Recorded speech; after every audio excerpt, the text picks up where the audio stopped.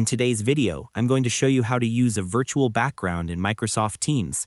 Whether you want to hide your real background, keep things professional, or simply add a fun visual effect during your meetings, this simple step-by-step guide will walk you through everything you need to know. First, open Microsoft Teams and join any meeting. I'm joining a dummy meeting just for this example.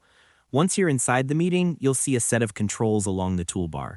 Make sure to follow along carefully so you don't miss any details. Next, click on the More option. It looks like 3 dots. This will open a menu with different settings and tools. From here, select Video Effects and Settings. This section is where Teams gives you full control over your camera features. Once the panel opens, click on Video Effects. This is the area where you'll find all the virtual background options available in Microsoft Teams.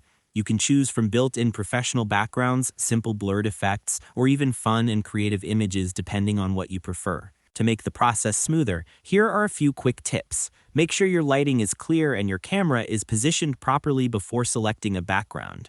Doing this beforehand can help Teams detect your outline more accurately and make the background look cleaner. After choosing your favorite background, Teams will automatically apply it in real time. If you want to test different ones, simply click through them. The preview updates instantly.